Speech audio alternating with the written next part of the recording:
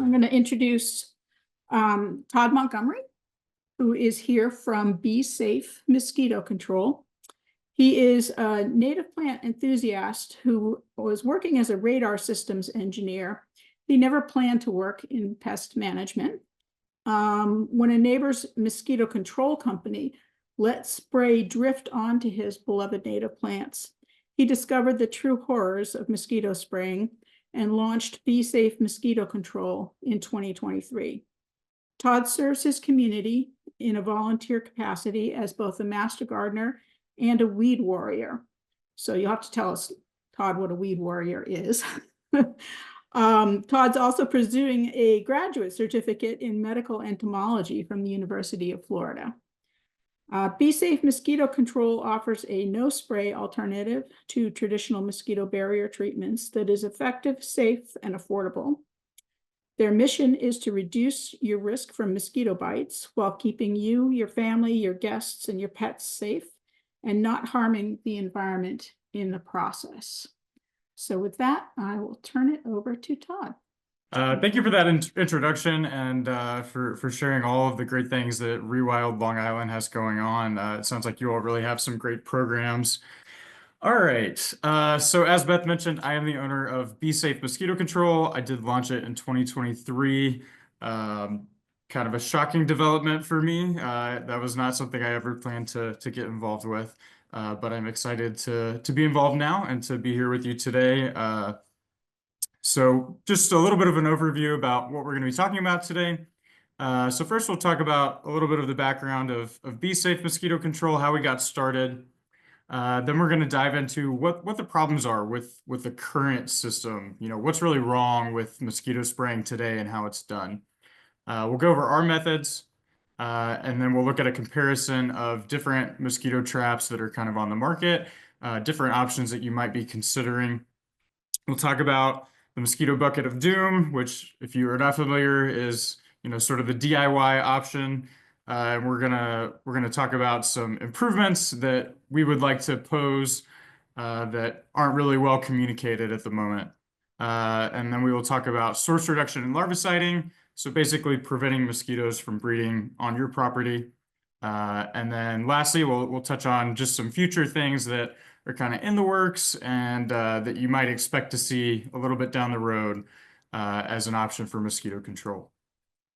So start with my background. A lot of this has already been covered, so I don't want to be too repetitive, but my background is originally in engineering, so a little bit away from that, but certainly some of those skills have come in handy with trying to come up with some innovative ways to prevent mosquitoes from breeding on your property and ways of thinking through different problems.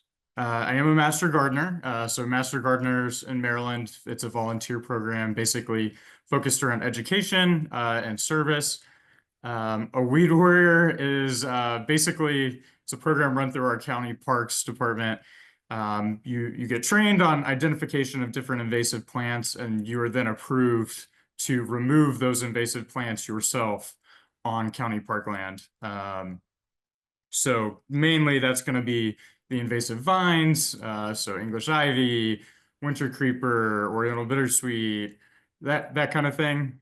Porcelain berry, I don't know how I left that one off. That's like the worst one at the moment for us. I am a native plant enthusiast. That's sort of what got me into this, as was mentioned. But I got into that because of invasive plants on my own yard. You name it, I had it. I had a tree of heaven send up a root sucker into a bedroom. And that was really the big catalyst. But I also had bamboo and English ivy and porcelain berry. The porcelain berry was actually battling the bamboo and in some ways winning, which was interesting. But I did not want to ever contribute to that. And so I committed to going native only in my yard. And lastly, the entomology education. So I am certified by the American Mosquito Control Association in integrated vector management. So basically, integrated pest management, but specific to mosquitoes. And I am right now pursuing my graduate certificate from the University of Florida in medical entomology. So, we kind of talked about this a little bit already as well, but Sorry, can I interrupt you just for 1 second? Sure. As people have questions, please put them in the chat and we'll address them at the end of the session. Thank you. Forgot to say Yeah. that earlier. Thank you. So yeah, it started. I see the truck coming up, and then I see the guys out there spraying, and I see the fog, drifting over towards my yard, and I have pretty much every square foot of my yard right up to all of the property lines planted with native plants. So I was horrified, and so I asked my neighbor, what were they spraying? And she's pretty environmentally friendly herself, so I was kind of surprised that they were spraying at all. But she didn't know, and so we figured that out together what they were spraying. And unfortunately, it was way worse than what I was expecting. Most mosquito control companies, especially the big national franchises, are spraying, products that are residual. They're intended to stay on the foliage and kill the mosquitoes when they land on that foliage. And it's designed to remain active for several weeks. So quite literally, the pollinators I'm attracting to my yard, they go over to her yard and they land on that foliage. Well, they're getting killed too. And so that was something I really just did not want to have, but you can't just say, "Hey, don't do that," and not have any solution to offer. And so I was like, "All right, I'm going to find something that's backed by research, something that I'm really sure is going to work and also really sure is going to be safe." And that is where I came across the Into Care baiting stations. Lots of good research showing that they're effective. The mechanism of action is very safe. It's very targeted towards mosquitoes. I was like, perfect, great. I'll even buy them for her. And that is when I discovered the problem. And that is that you must be a certified pesticide applicator to even buy the Into Care baiting stations. So then I was like, well, let's see who's already doing it. Let's see if we can get like a group rate for the neighborhood or something. And that did not go well. It was a lot of the big names in mosquito control that were, already offering it. We got I don't know what you're talking about. We got no response from some of them. We got, those are just for apartment complexes, which is crazy because that is not true at all.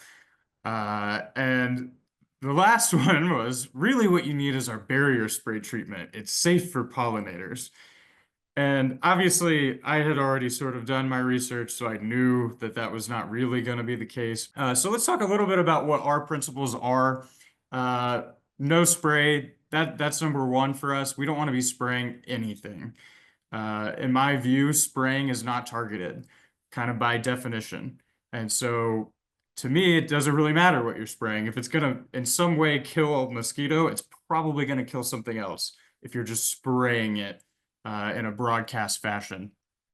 Number two is trust the science. Everything that we do is backed by published research, and we cite that on our website, and we are happy to provide research that backs up anything that we do to our customers or just really to anybody that is interested. Number three is target the larva. If you talk to any of the big, organizations like the American Mosquito Control Association, they will openly say and admit and agree targeting the larval stage is the most effective way of combating mosquitoes. And that's because you can kill hundreds or thousands of mosquitoes all at one time by targeting the larval stage because they're all clustered together. If you're targeting the adults, you're kind of playing catch up. It's just too hard to target adult mosquitoes and achieve the same success rate. Transparency. We want to be transparent with our customers and with the general public about what we're using, how we're using it, and why it is safe. You go to any big mosquito control website, you're not going to find what they're using. You go to our website, you're going to find exactly what we're using. We're going to have links to the labels. We're going to have links to the research that shows that it's effective. We're going to explain exactly how it's used. So we want to be transparent because what we're doing really is safe. And so we want to be able to back that up and show people that that's true. Eco-friendly, obviously that's, sort of the main reason I launched this, right? The ecosystem is all connected. We don't have pollinators, we don't have food. Anything that enters the watershed eventually becomes part of the water supply, or we have to pull it out. So we want to be good stewards of the environment, and we don't want to cause more issues by trying to make your backyard usable. And finally, technology. We want to embrace all of the latest technology. These in-to-care baiting stations only came out 6 years ago or so. So they're a relatively new technology, but there are more technologies that are coming out, and we want to be early adopters of that. Pyrethroids, the main class of insecticides used in residential mosquito control today. They've been around since the 70s. Mosquitoes are developing resistance. It's really a very lazy approach to mosquito control to use something so dated, so overused, when we really do have, emerging technologies that we should be investing in and bringing to market. Really, we just want to provide an eco-friendly alternative to that. We want to give people a real option. And ultimately, we want to force the mosquito control industry as a whole to change, to adopt more eco-friendly practices, to adopt this new technology, to recognize that what they're doing now really isn't safe for pollinators and really is negative for the environment. So let's talk about the mosquito spraying.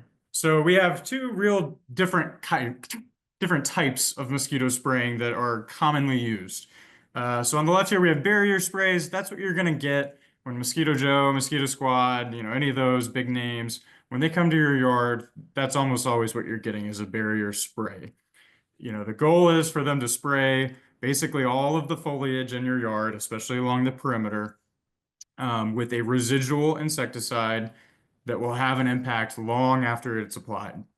It's typically sprayed directly on a homeowner's property. It's not sprayed from, a public area like a road or from a plane. The opposite of that is going to be ULV spraying or fogging. ULV stands for ultra low volume, basically just teeny, teeny, tiny little particles. And because the particles are so small, they don't settle to the ground very readily. They stay kind of aloft in the air. So this is used often by public health departments and mosquito control districts. In Maryland, there's a patchwork of that. I don't know the exact structure in Long Island, but if you have any public health mosquito control spraying, it's probably ULV spraying.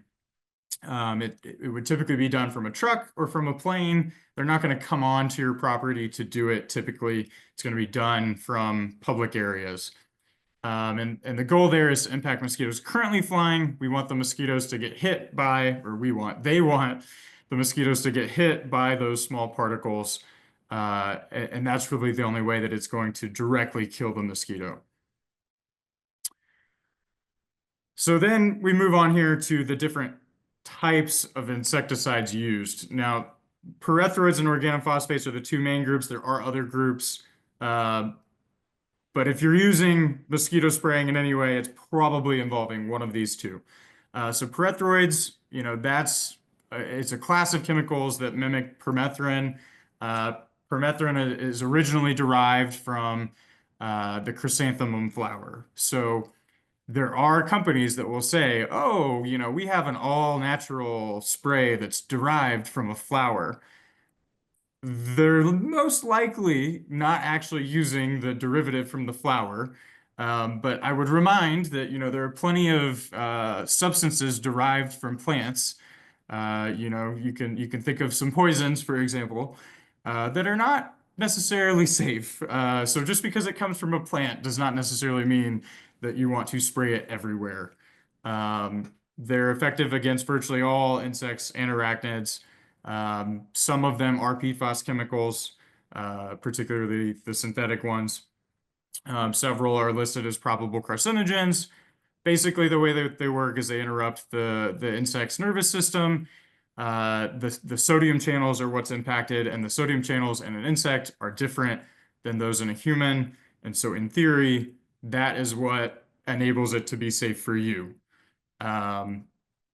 Obviously, at larger and larger dosages, that becomes less true. But that is why generally pyrethroids are considered safer for people and for mammals than organophosphates are.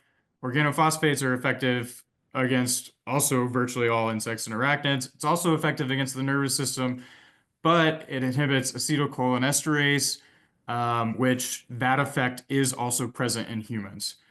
So ingesting, any amount of organophosphates is very unsafe for people, as well as pets. Uh, Definitely between the two, you would rather have, for you personally, you would rather have a pyrethroid sprayed. Uh, yeah, so we already kind of talked about this, the ULV spraying. It's almost certainly one of these two. Typically, the organophosphates are going to be used more often for the ULV spraying, unfortunately. And then, for both of these classes, unfortunately, there is demonstrated resistance among several species of mosquitoes.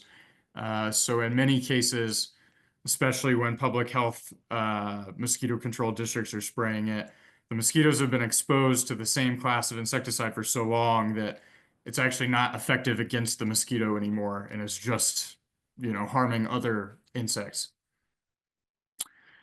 So let's talk about two specific products really quickly. So Bifen IT, this is what Mosquito Joe uses in Montgomery County. They likely use this around the country as well. Bifenthrin is the most common insecticide used for residential mosquito control. It's used for barrier sprays, not for ULV fogging. Right on the label for this specific product, it's listed for use against bees, beetles, moths, spiders, wasps. So obviously, it is going to affect pollinators if it is directly labeled for use against them. The label states residual control of 1 to 3 months. So, if you're concerned about pollinators, if you're concerned about the ecosystem, this is really not something that you want sprayed on your property. And obviously, it is a PFAS chemical, bifenthrin. That's how that residual control is extended. They basically fluorinated it, made a synthetic chemical that lasts longer in the environment. This is an organophosphate, Trumpet EC. This kind of goes to show the organophosphates are a lot more toxic. For a single bee, the LD50 is only 0.48 micrograms. LD50 is basically the dosage that kills 50% of the population. So, that's widely regarded as, sort of enough to be a lethal dose. So at the label rate for Trumpet EC, you would kill about 159 million bees per acre. That's how much of the active ingredient is used. So obviously, we don't really want this sprayed everywhere. Unfortunately, in Maryland, the Maryland Department of Agriculture's mosquito control program uses this exact product for aerial spraying. So they spray this from a plane, just broadcast over wide areas, which is very unfortunate. And then kind of a back of the napkin calculation there, but that same amount used for 1 acre for mosquito control is enough to kill about 7 humans. So definitely not something that is safe for an applicator. Not really something that I would personally want sprayed from above onto my home. Yeah, I think a lot of people don't know, that things like this are done. And so I just want to give real world examples here. So lastly, let's talk about the eco sprays. A lot of the big mosquito control companies are offering something like this now. And that's in response to people saying, that they want to be green, they want to be eco-friendly.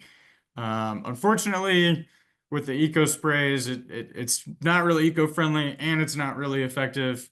They pretty much all use essential oils because essential oils are FIFRA 25B exempt, which basically just means if you want to register an insecticide with the EPA, it's a lot easier because you're using minimal risk ingredients.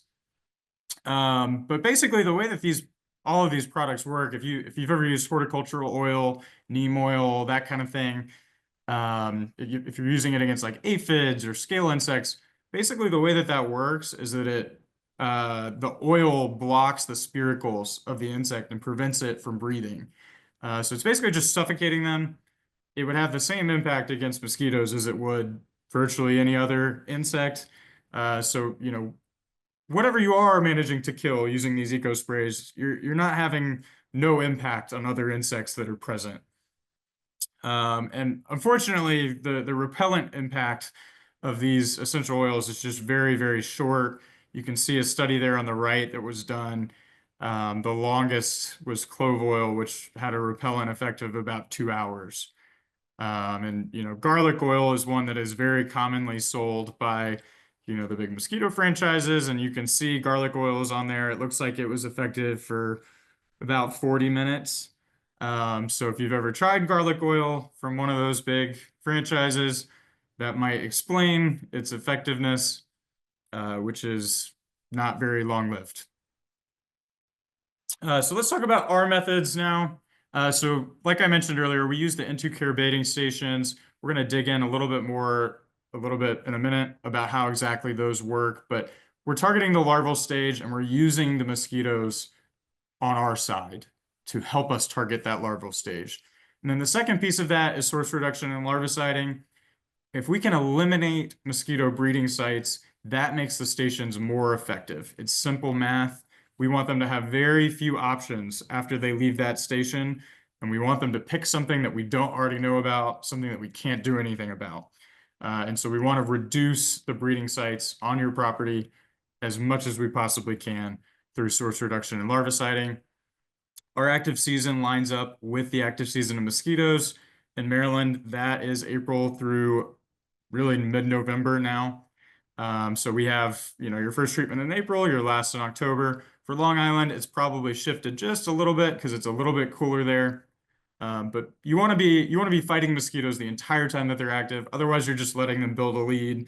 We don't have any interest in letting them build up a lead. For event treatments, a lot of the big mosquito control companies offer a one-time event treatment. They come out, they spray a horrible chemical, they kill everything, and then you can have your event in peace. And so to compete with that, because the Into-Care stations do take 3 or 4 weeks before you're really noticing an impact, we employ the Biogen's Mosquitaire. That's a device that you can buy on your own. This does target the adults. Generally speaking, it's going to be more effective to target the larva, as I mentioned, but this device is incredibly specific to mosquitoes. Everything from the coloration to the attractant, the CO2, everything about this device, even the fan speed, is calibrated to specifically capture mosquitoes. We've captured thousands and thousands of mosquitoes using this, and the number of beneficial insects that you see is trivially small. The biggest reason I think for that is that the fan speed is so low and mosquitoes are such poor flyers that they can't escape, where a butterfly or a bee, very easily can fly against the current that mosquitoes are trapped by. So the Into-Care baiting stations, let's talk a little bit about how they work. So the gravid females, the mosquitoes that are looking to lay eggs, are attracted to the trap because it's an ideal breeding site. It's black, it's plastic, they love black. They're used to using artificial containers. They've sort of become adapted to that. And we also have inside of the station, there are yeast tablets that generate a little bit of a stagnant water smell that attracts them as well. Into-Care did a study of several different attractants, and that was determined to be the most attractive to them. So that's why that's what they use. Inside the station, you have water. And then sitting on top of that water is the floater. That floater is made of gauze, and on the gauze is a very, very fine powder. The particle size in the powder is extremely small, and those particles are ionically charged from when they're manufactured. And so when a female mosquito lands on that powder, she's going to pick up that powder pretty easily due to that ionic charge and due to the really, really small particle size. That powder contains 2 active ingredients. One is pyroproxyfen, which is a larvicide. It's used by the WHO in drinking water, so it's very safe for people, very safe for all mammals. It is effective only against the larval stage of insects. That would include other insects that are not mosquitoes, but the design of the station is such that the larval stage of any other insect is extremely unlikely to come into contact with it. For example, the larval stage of a bee is within the hive. right? So the larval stage of a bee is never coming outside of the hive. It's never going to be exposed to the inside of the station. And due to the darkness of the station, that's really going to attract mosquitoes because they're attracted to dark. Whereas most insects, think about like moths and mayflies that are attracted to your lighting outside when it's dark. Most insects are attracted to light. So we're kind of using the opposite signal for most insects. So when she flies out, she's got those two active ingredients, the pyriproxyfen and Beauveria bassiana. Beauveria bassiana we'll talk about in a second, but that pyriproxyfen, she can actually carry enough of that when she goes and lays more eggs somewhere else, she can drop off enough of it to reach that critical concentration to kill mosquito larvae in that breeding site. So basically, we were employing the female mosquitoes to move a larvicide from the station to their own breeding sites. So that is going to kill the eggs that they have laid, but that is also going to kill eggs laid by other mosquitoes in that breeding site. And so that's another reason that we want to minimize breeding sites in your yard. We want the mosquito to leave the station and go into your neighbor's yard and larvicide for us over there where we cannot legally go, right? The mosquito can go over there. We cannot legally go over there. The other active ingredient, Beauveria bassiana, it is a naturally occurring soil fungus. Almost certainly it is already in your yard, in your soil. You need a very high concentration of spores of Beauveria bassiana to actually kill an insect. And so that's why the mosquito, when she lands directly on that gauze, she's going to pick up enough of those spores that that fungus will essentially eat her over the course of about a week. And so, you know, the function of that is we want her to be alive so that she can distribute that larvicide, but then we want her to be gone so that she isn't taking another blood meal. That way she still gets eliminated. And on the left there, you can just see what's inside the little packets that come for the refills for the stations. You've got the gauze, you've got the 2 yeast tablets, and then the powder is pyriproxyfen and Beauveria bassiana. So this is just a graphic kind of explaining how it works, right? So on the left, you have the N2 On the right, you have other traps. You know, this I think is meant to mimic the Biogen's BG GAT trap. But anyway, basically the difference being that they both kill the mosquito, they both kill the larva laid in the station, but the N2 allows the impact outside of the station at those other breeding sites. The only thing I don't like about this graphic is that, you know, all of the breeding sites that are in this yard with the station, those should be eliminated by either the mosquito control provider or the homeowner. You don't want to leave those breeding sites available to them. Those need to be eliminated so that you can maximize the reach of the station outside of that property.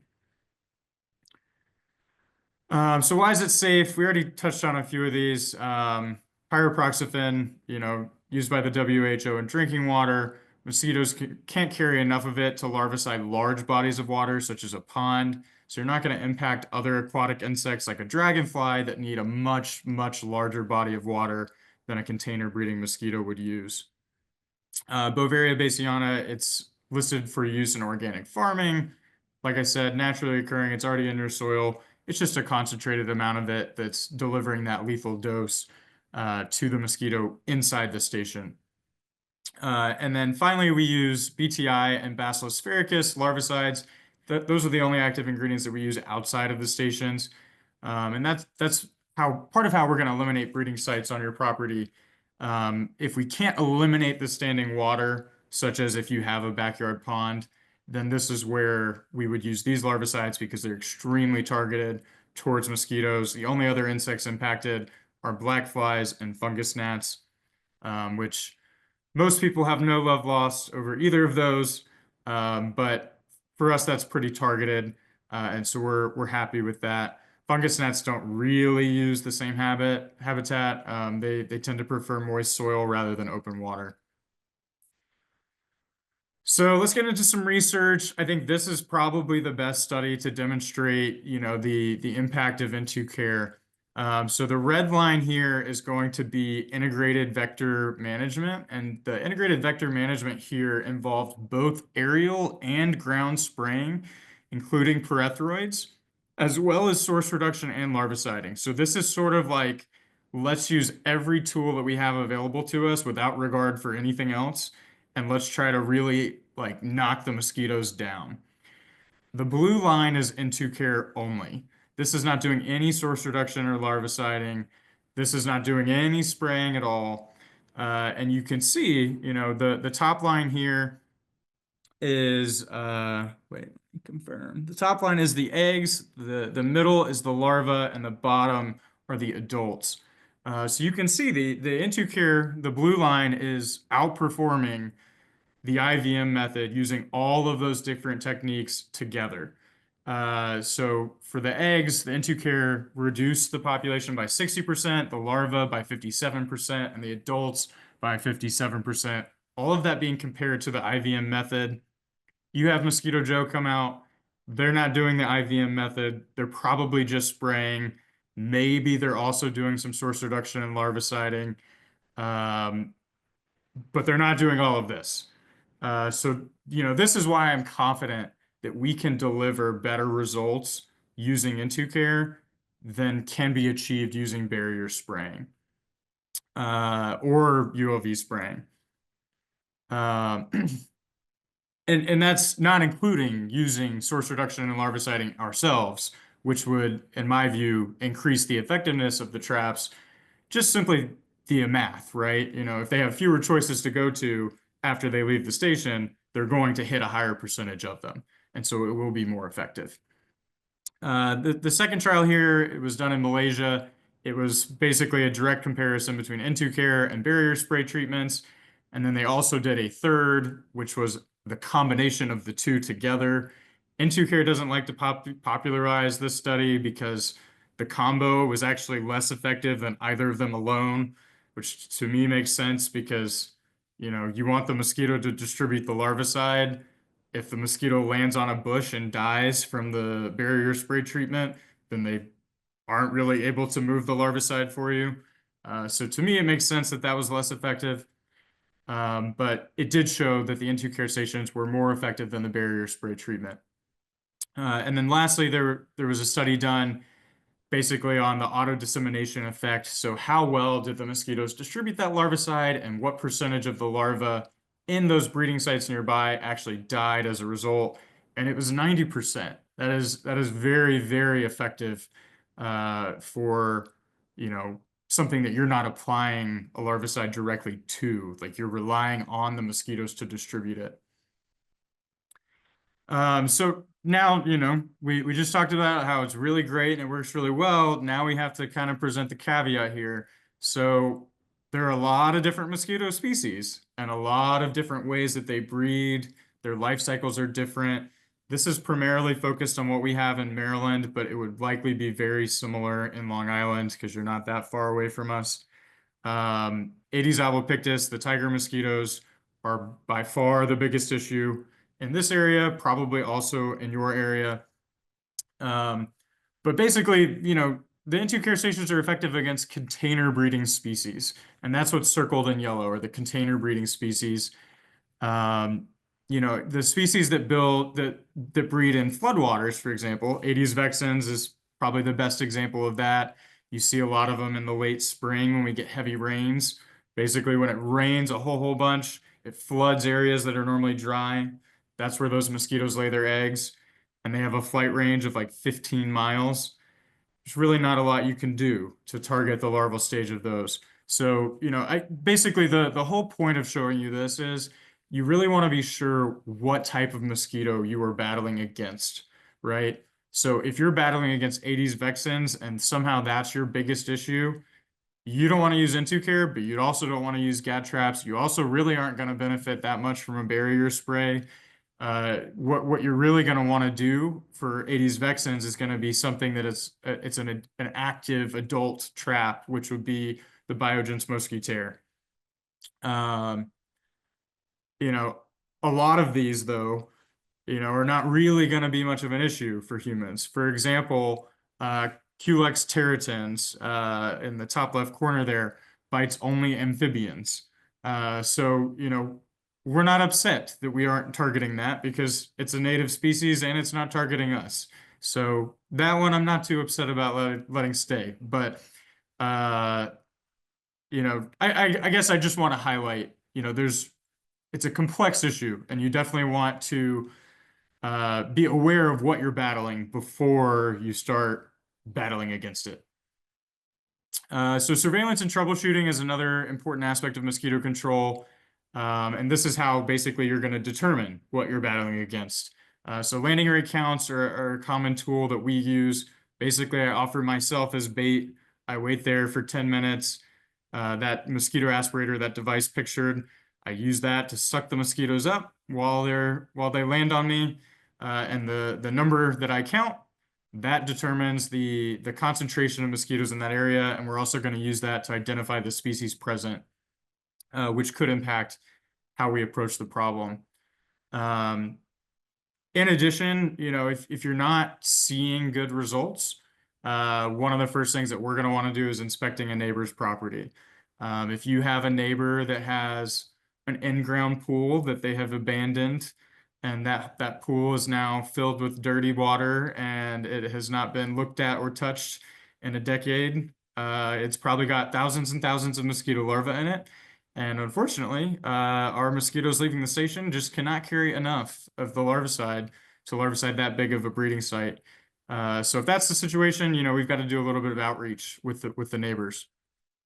So this is just a comparison of the traps that are available on the market. All three of these I would consider very targeted towards mosquitoes.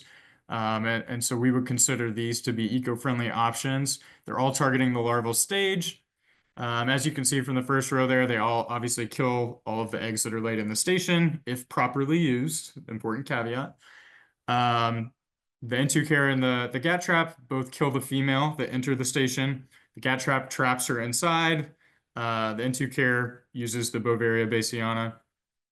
And N2-Care is the only of the three that is able to kill larvae outside the station using that auto-dissemination effect. So we would highly, highly recommend, if there's anybody in your area offering N2-Care, that should be your first option. That's going to be your gold standard. But if they're not, you can get the Biogen Scat Trap online. You can make your own bucket of doom. We're going to talk a little bit about that in a minute. So, this is just meant to demonstrate, the importance of being able to impact outside your yard. So the smaller circle there is the radius that mosquitoes can smell CO2, so 150 feet. So if you're sitting in your backyard, any mosquito within 150 feet is going to be able to smell you exhaling, and that's their cue. They start paying attention when they smell CO2, and they're going to move towards that source of CO2. They don't fly very fast, so it may take them a little bit, but they will move towards you at that radius. And so, that's about 12 yards. That's already a lot of yards, but you consider their flight range over the course of their lifetime, specifically for the tiger mosquitoes, 660 feet. That's the larger circle. That's the bulk of the neighborhood at that point. That's 121 yards that are contributing to the number of mosquitoes you see in your yard. And that's really why you've got to be able to impact outside of your own yard. So that's the N2-Care stations. That's also engaging your neighbors, sharing good information, like if you have a neighborhood listserv, something like that. Now, if you just have a huge property, if you've got, an acre or two or more, then less important because, you create your own bubble and you can control that whole area. You can have really great results, even with just a DIY solution like the Bucket of Doom. So why does N2-Care require a certified applicator? This was, sort of a very frustrating find for me when I initially heard about N2-Care. Number one, it's required on the label. So that, as I mentioned before, has the backing of federal law. Nobody can do it without violating federal law unless they are a certified applicator. The manufacturer also requires it in order to purchase it and requires completion of their own stewardship course, which basically the reason they're doing this, all of this, is because they know that their product works when it's used correctly and they don't want it to be used incorrectly and then that affect the reputation. There are a lot of nuances to using them correctly. Getting the floater down into the water without it getting wet is in particular very important. If you get the bottom of it wet, then the mosquitoes are not going to pick up any of the powder from the wet parts. So you've just reduced the effectiveness of the auto dissemination just by getting the bottom part of it wet. Station placement, monitoring, troubleshooting, determining the appropriate quantity. If you're seeing issues with the stations, being able to recognize that and troubleshoot it. So for example, if you're not seeing any larvae in the stations, that would be a problem. That would indicate that for whatever reason, they don't like the spot that you've picked. It needs to be moved. If you're seeing pupa develop within the station, then you may have a control failure, and there may be something that you're missing with the application that could be causing the larvicide to get too diluted. So basically, they just want an expert to have an eye on it at all times. So let's talk about the bucket of doom.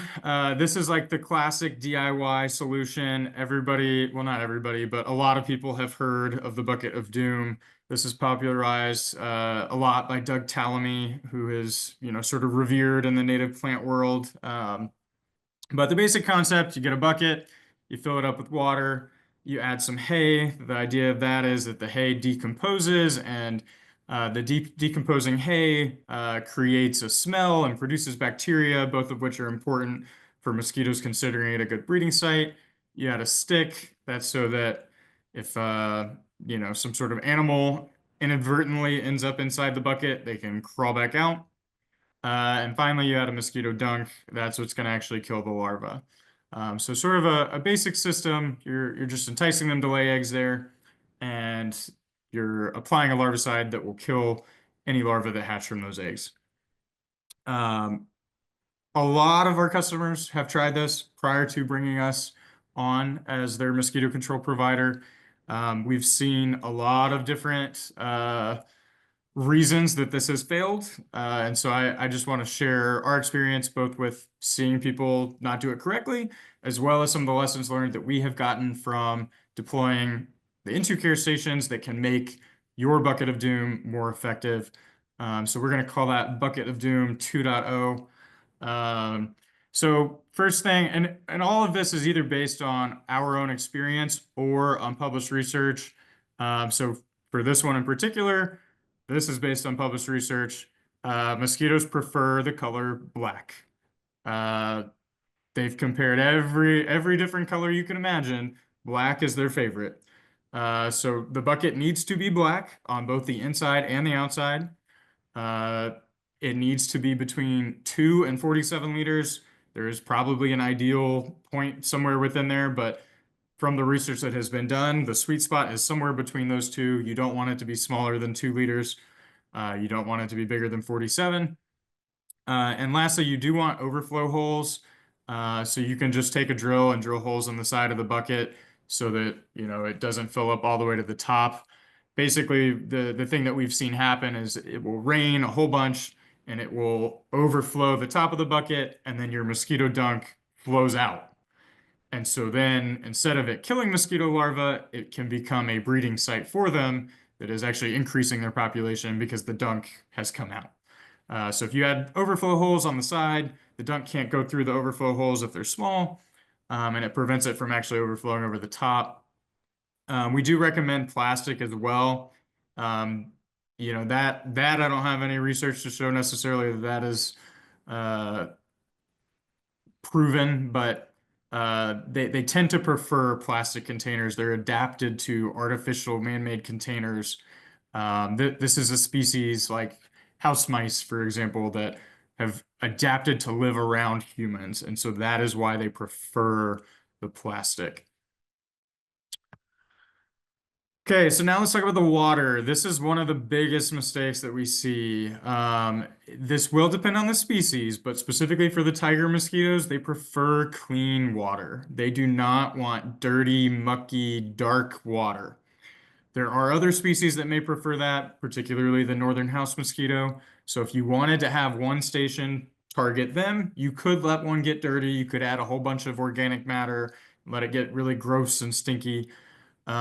but everybody seems to think that the grosser, the stinkier, the darker the water, the better, and that is not true.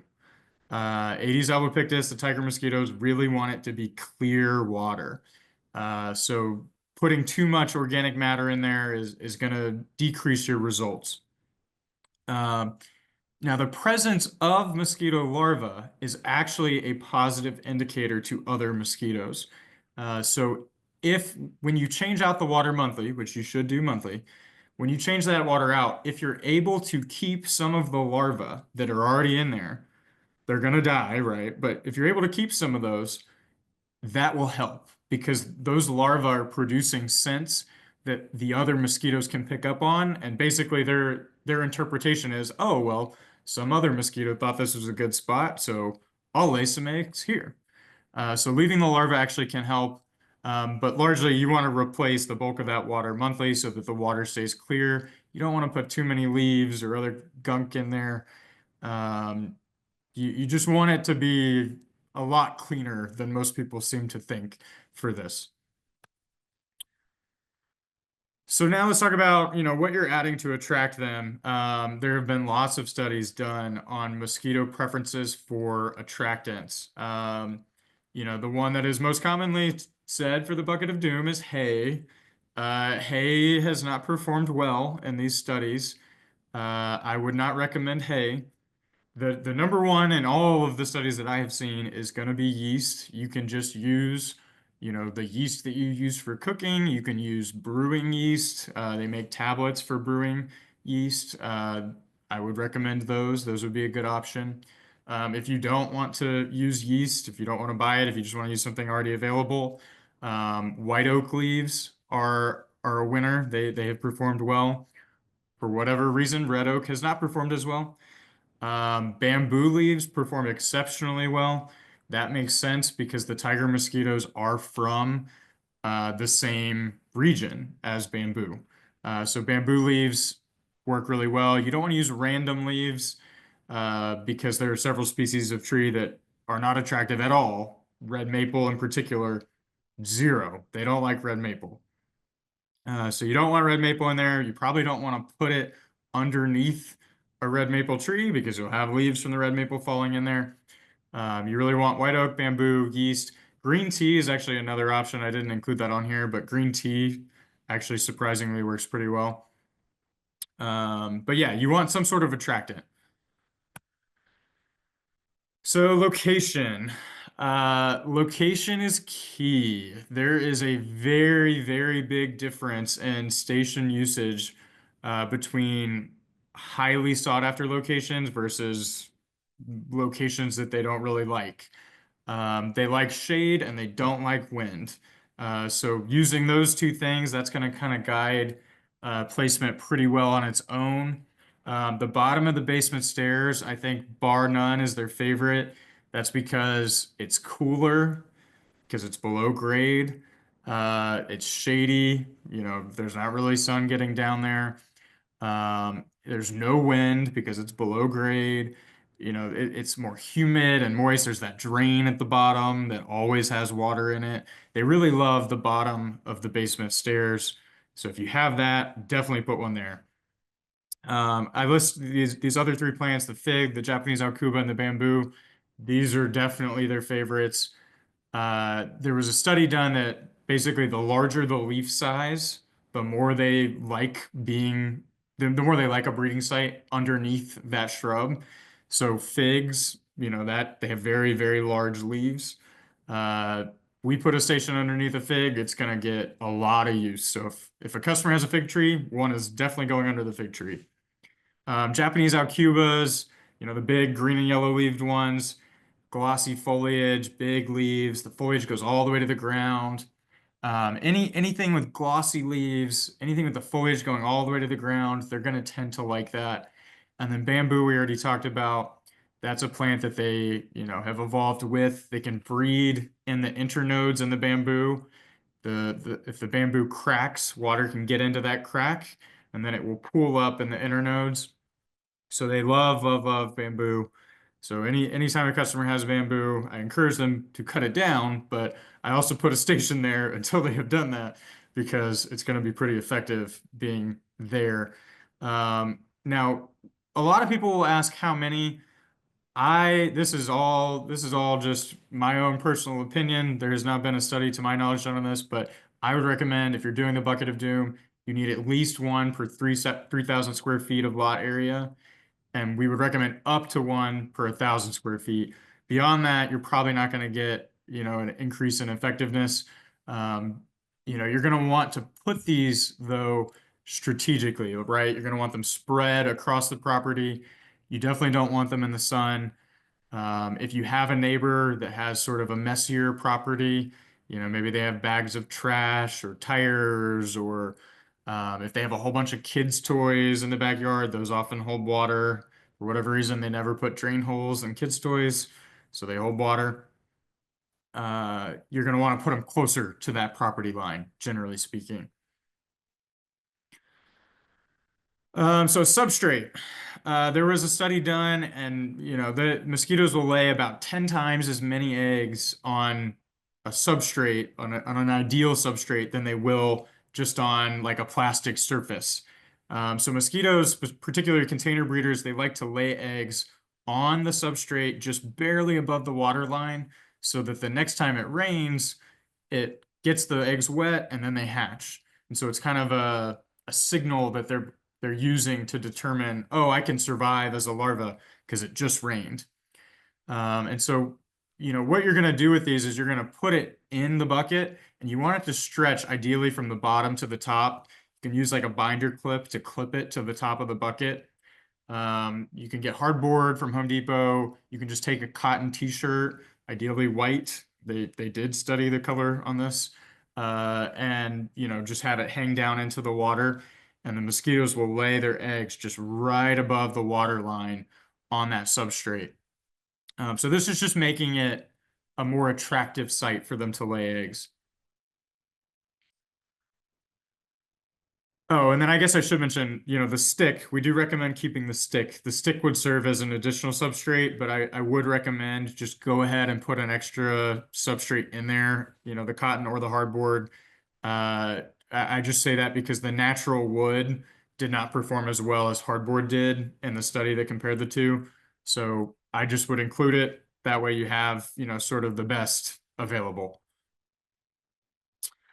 So maintenance, this is a big one that we see people mess up on. You've really got to be on top of once a month, replacing at the very least the dunk. You don't have to use the whole dunk. Each dunk is good for 100 square feet of surface area. So a bucket is a lot smaller than that. You can use a half of a dunk or a quarter. You can just break it with your hands. But you do need to replace it on a monthly basis. We also recommend replacing the water. Keep a teeny tiny little bit. Maybe just don't rinse the bucket out. That could be a way to keep a little bit. But that's just to seed the bacteria that were already present in the bucket into the new water. Mosquito larvae eat the bacteria that are eating the organic matter in the water. So you want there to be bacteria present. That's a signal that mosquitoes look for when they're laying eggs, is whether bacteria are present for their larvae to eat. Troubleshooting, if you see no larva, that will be an indication that they don't like the spot that you have put it. If it's really early in the season or really late in the season, this isn't as big of a concern. But if you're in June, July, August, September, and there are no larvae in your mosquito bucket of doom, but there are mosquitoes in your yard, then there's something that they don't like about it. And so I would recommend first trying to change the location. Presence of pupa. So, on the left here, the whitish, worm-like object, that's the larva. And then to the right, that's actually what the pupa look like. The first stage of the pupa, they can actually move. They kind of move in this weird, like kind of Sonic the Hedgehog type motion. So that's one way to tell the difference. The larva kind of jerk, and the pupa kind of spiral. But if you do see pupa, that would be an indication that you're having a control failure, and potentially either your dunk got washed out, or you didn't replace it quickly enough, or potentially you've had it for too long and it no longer remains effective. We would recommend a shelf life of no more than 2 years for dunks. They may be effective longer than that, but you know, you're sort of gambling at that point. Um, and the other thing I would say about that is if you use mosquito bits instead of mosquito dunks, those are not good for as long of a period of time, because they're not, a slow release. So if you're using bits, you would need to do it every 2 weeks rather than every month. And then finally, if you're not noticing a reduction in mosquitoes, and this should be compared to the prior year, not compared to, like, you don't want to compare like May to September. There's going to be more mosquitoes in September than May, sort of regardless. But if you're not seeing a reduction compared to prior years, uh, it's likely that you've either missed a breeding site on your property, which is possible, or it's likely that there are large breeding sites on neighboring properties. So that's where you're really going to want to engage your neighbors, offer to walk through their yard with them and look for mosquito breeding sites. Maybe offer them a few dunks, and just say, hey, if you have any standing water, this can help prevent mosquitoes. Maybe convince them to set up their own mosquito buckets of doom. But if you're not noticing a reduction, that's likely the issue, is that, you've got a large supply coming in, and so your buckets are not a large enough percentage of the total larva. So now we'll talk about source reduction and larviciding. This is based on the most common breeding sites that we see in our customers' yards. I actually, at one point, we were tallying it up and counting, and these were sort of the top groups, having surveyed over 100 yards and added all of those numbers up. We have stopped adding those numbers up because it's all the same stuff, but we can go through and talk about them. So drainage systems is always number one. Very rarely do I go to a new customer's yard and do they have a drainage system that is totally without breeding sites. So you see a picture of a corrugated downspout extender there. Every single corrugation holds water. Because it's enclosed on top, the evaporation is sort of prevented because you have a high vapor pressure buildup within the extender itself. So water can stay there even if it hasn't rained for a pretty long time. Those folds are plenty of water for a tiger mosquito to use. So that's a great breeding site for them because it's sheltered. They aren't going to have any predators coming after them. It's sort of just them. If you have French drains, anytime the downspout is taking water underground, there's almost always somewhere that water is pooling underground, and mosquitoes can enter into that drainage system and then find that water and use it to breed. So, any part of it that you think might be holding water, that's a case where you're going to want to larvicide that directly if you cannot change how it is set up, right? So, one of the services we offer is we replace these corrugated downspout extenders with straight pieces of aluminum, just like the downspout is made out of, so there are no folds, and it still carries the water away from your foundation. Another thing that I recommend, you can have it come out onto basically like a little trench or trough that's lined with rocks, and that carry the water just above ground away from the house. You can have it come into a rain garden. The rain garden should soak up the water quickly enough that mosquitoes can't breed there. They need about 7 days. Most rain gardens will not hold water longer than that unless they have some sort of plastic component built in that would hold the water. But this is a really, really big one. The drain at the bottom of your stairs to your basement, that's one that you've got to take care of.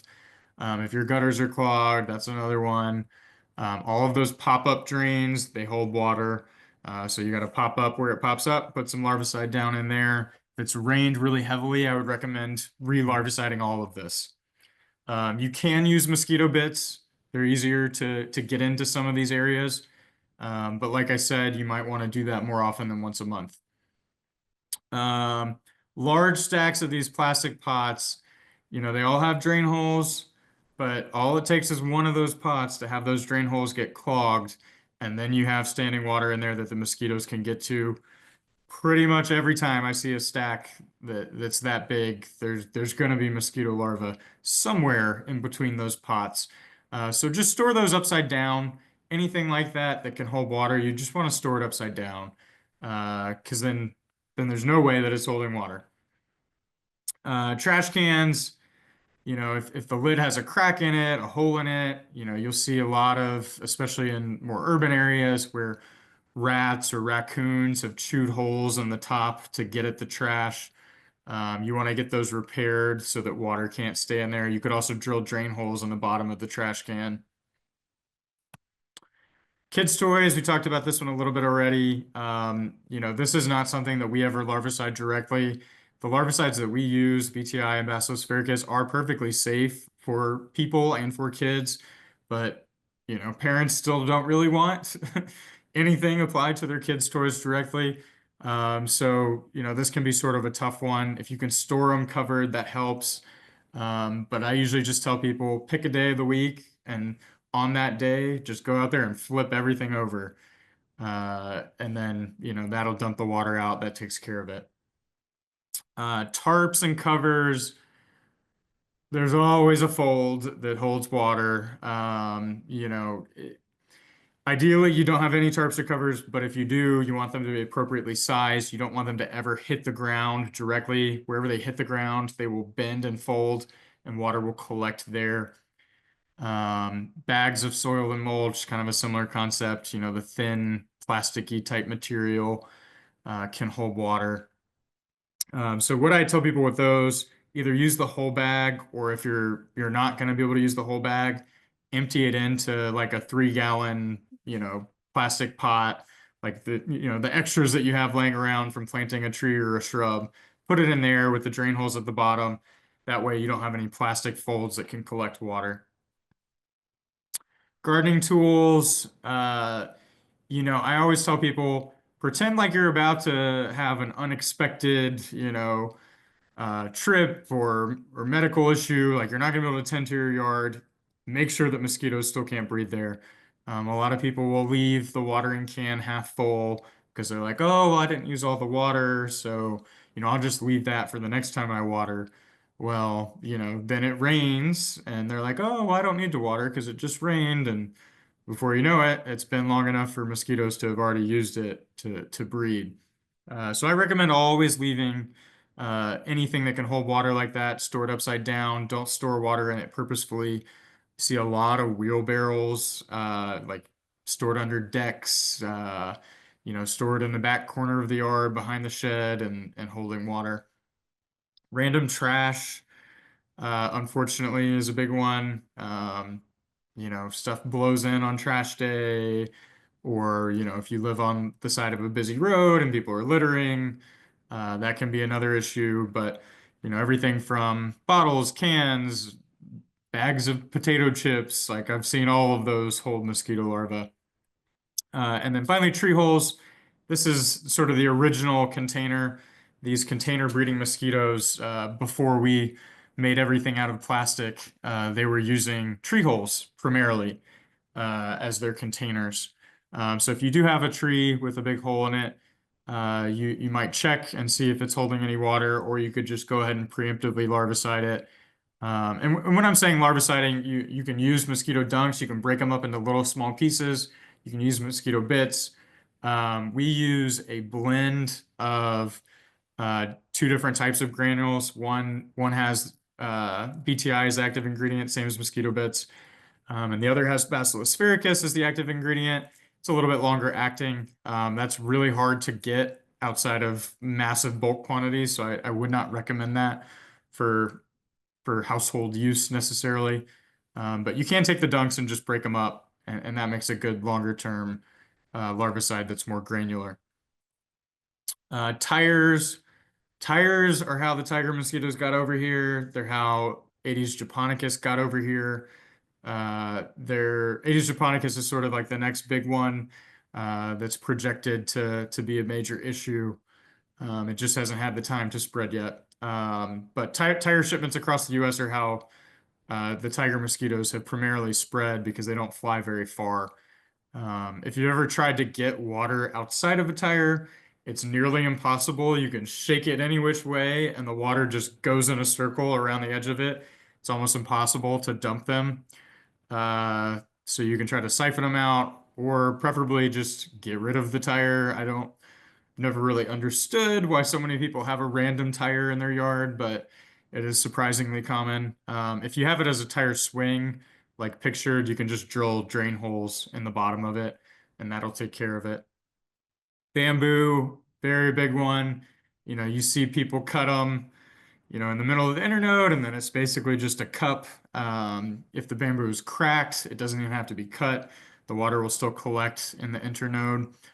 So we recommend cutting them below grade or filling them in with soil or sand so that they can't hold any water.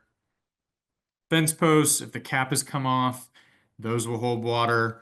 Um, Recently, I've seen a ton of sediment control fences that are used during construction, and they all have the same type of fencing, and none of them have a cap, and every single post is filled with water.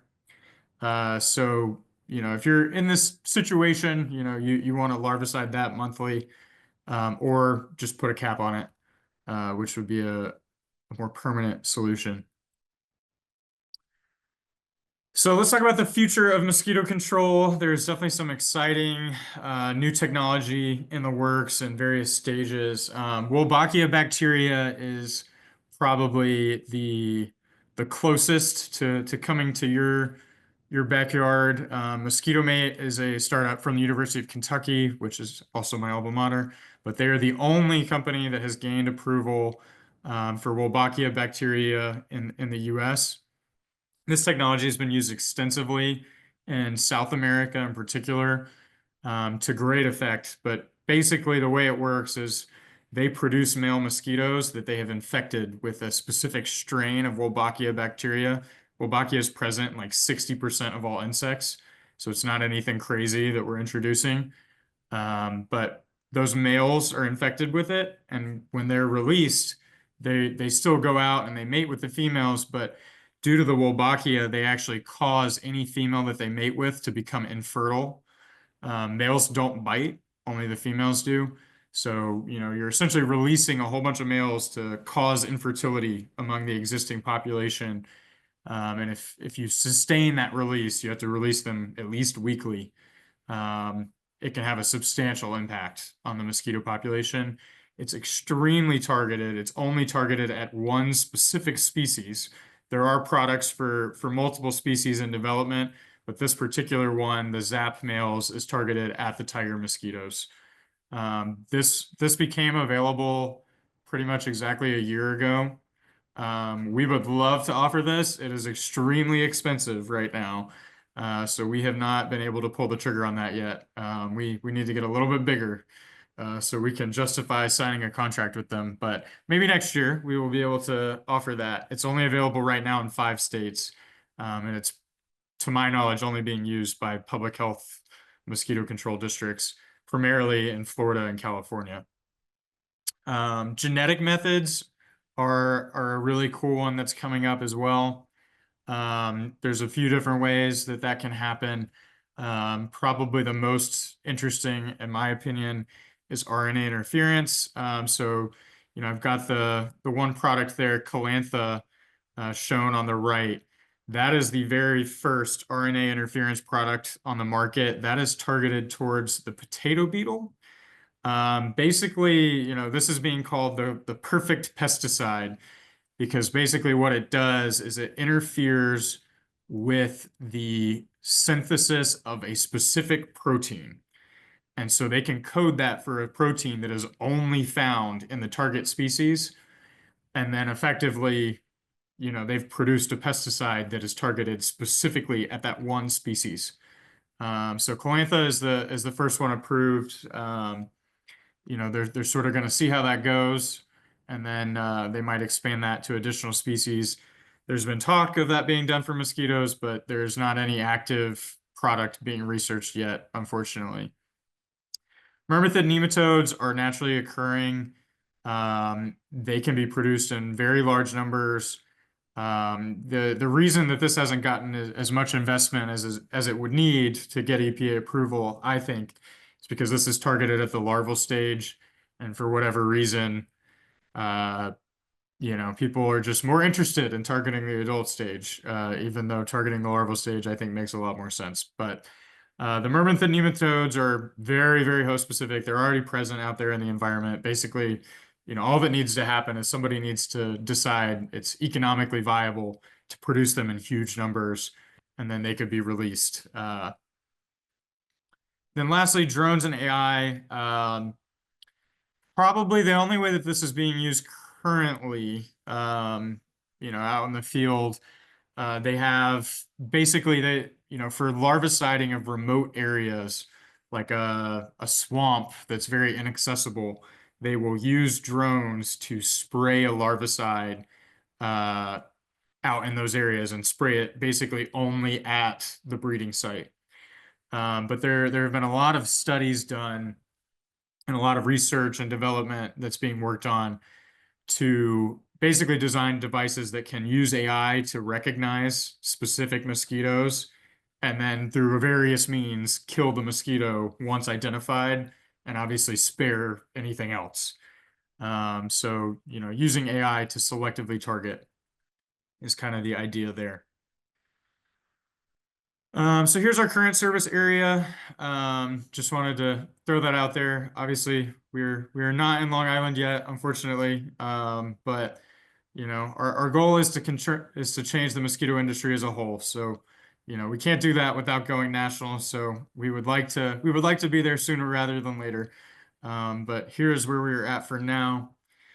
This is sort of our expansion timeline, very rough. Right now, this past season, we were just in Maryland, just between DC and Baltimore. 2025, we're expanding into DC this season. And then, at some point in the next few years, we'll probably get into the Virginia side just because the DMV is sort of all integrated. And our next expansions after that are going to be guided by our service area forum. There's a forum on our website that's basically just like, hey, we'd love for you to come here. And that is what we're going to use, and that is what we've used so far to determine where to expand next. We do have a newsletter that we send out. If you would like to be kept up to date on any tips, tricks, service area expansions, promos, any new research that's come out that's interesting and of note, we'll send that out in our monthly newsletter.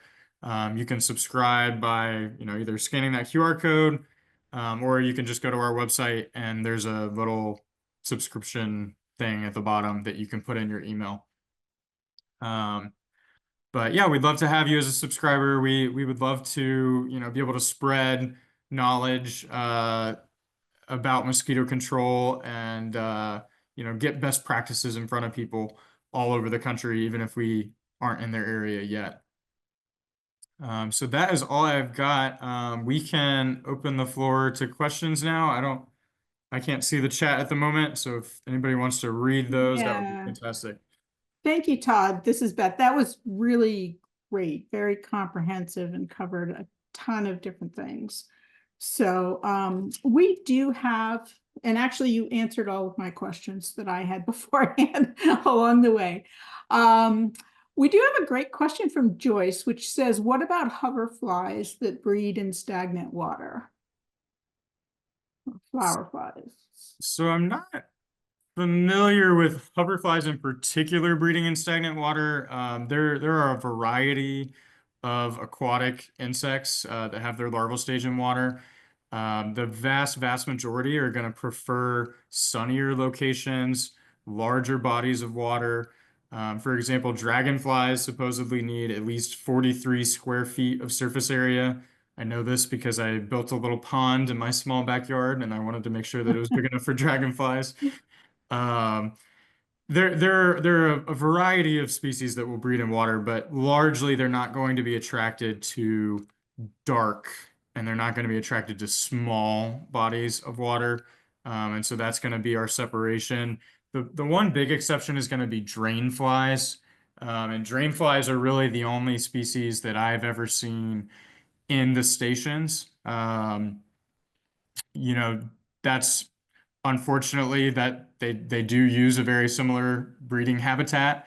Like the drain at the bottom of your stairs to your basement Mhm. almost certainly has both mosquito larvae and drain flies in there. You know, I'm not going to say that we have zero non-target impact, right? For example, there was one time that I found a dead mouse inside one of the stations. But largely, you know, the vast majority of what we're impacting is going to be mosquitoes. And the only thing that we should have a substantial impact on is mosquitoes. Yeah. So hoverflies in particular, I'm sorry, I don't have a better answer on that specific one, but I have never seen larvae in the stations other than drainfly larvae. Mhm. Great. Um, I guess just to combine a few questions, and you just talked about your service area and that you're expanding. Does IntoCare provide information about who provides their services in different areas? Like, could we find a spot and see if anybody's doing it on Long Island? Yeah, absolutely. So IntoCare has a contact email. I think it's just like info@intocare.org. And you can reach out to them and just say, hey, who offers this in my area? And they'll send you a list. So that was actually how I found who was in theory offering it in my area. Mhm. And unfortunately, none of them were offering it, in my opinion. But yeah, you can definitely get that from them. And I think, you know, with it being a relatively new product, I've seen in our area, there's definitely been an expansion of companies offering it. A lot of the, you know, mainstream players have started to get into it. Mm. I just would highly encourage, you know, very forcefully pushing back on any attempt for them to combine it with spraying. If you need me to point you to that specific study, I can, but spraying lowered the effectiveness of the stations. So whatever they tell you, even the eco sprays, I would highly encourage to just push them on it and say, no, we want only the into care stations. If they're offering some sort of like larviciding and source reduction, that would combine well. But other than that, I would just say stations only. Okay, great. Michael asked if tap water is good for the bucket of doom or is rainwater better?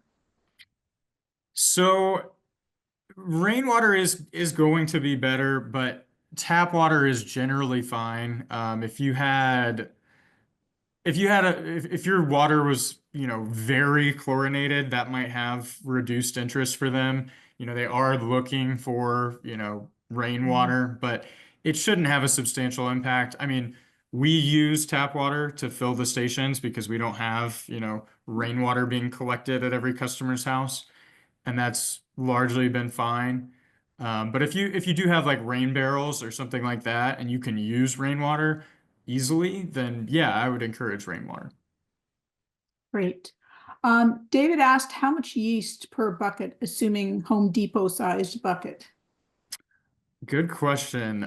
So I would encourage, you know, about two. If you get like the brewer's yeast tablets, I would say two, like two of the little tablets. You know, those are about the size of like a Tums. So if you imagine, you know, a similar amount of just regular yeast, that would probably be an appropriate amount. I don't think it's super important how much you have in there. I wouldn't overdo it, but I don't think you need to be too precise with that in particular. You know, it just needs some presence of yeast, primarily because that acts as a food source for bacteria, and it produces a smell that they can recognize. Um, but you definitely want something like that. Mhm. Okay, great. Denise asked if mosquitoes breed in English ivy. Great question, Denise. That is a common myth. Mosquitoes cannot use English ivy as a breeding site. However, mosquitoes are very drawn to resting sites in addition to breeding sites. And the waxy, dense foliage of English ivy is a perfect resting site because the waxy leaves hold in moisture close to the ground. So mosquitoes do really enjoy being able to be underneath the ivy that's growing along the ground. So that is another common area where we will place a station. If there's ivy growing around the base of a tree, the tree is providing shade and the ivy is like a nice little resting spot. So that's a great place for us to be. This is actually one that I learned recently. I found a study. Um, Oviposition traps, basically your bucket of doom, placed near a butterfly bush are actually used a lot more often than those placed not near a butterfly bush. And the reasoning there is that the mosquitoes like to be near the nectar source, particularly the butterfly bush, though, because they compared it to other sources of nectar as well. So if your neighbor has a butterfly bush, maybe locate it close to that. If you have a butterfly bush and you haven't gotten rid of it yet, please do. But if it's still there, you could put the mosquito station near it for the time being. Great. Len said, great information. How's the future of tick control looking? How is the future of tick control looking? Yeah, Yeah, it's probably so another seminar, right? yeah, we actually are starting to offer tick control for the first time this season. There is one product on the market that, in my opinion, is far and away better than anything else, and it does so in a very eco-friendly way. It's called TickBox TCS. Um, it's not cheap. Basically, the way it works is, if you're familiar with like dog flea and tick, you put it on their back. It's essentially doing the same thing, but for small mammals in your yard, particularly the white-footed mouse and the eastern red chipmunk, which are the primary hosts for the first stage in a tick's life cycle. So basically, you're flea and ticking those small mammals, and they then kill the first stage of the tick. So tick-box CCS, it's roughly 80% reduction in the first year, and then in that second year, you can get above 95% reduction in ticks. So very, very effective. All active ingredients are contained to within the station. Um, the active ingredient is fipronil. I do, I wish it was not fipronil. I wish it was something better, but fipronil is also the active ingredient in Frontline. So if you're already putting that on your dog, the medium-sized dogs get 134 milligrams. Each tick box only has 25 milligrams in it. It's contained within a station. Obviously, if you're putting it on your dog, every time you pet your dog, you were actually picking up a little bit of fipronil. So it's something that a lot of people are already comfortable with having in their home. So, we're offering it, but we are hoping that they change the active ingredient over time. Thank you so much, Todd. This was really excellent. Thank you. I really appreciate the opportunity and getting to know your all's group. It sounds like you all are doing some great work, and if we ever end up expanding up to Long Island, we will definitely be reaching out and letting you know.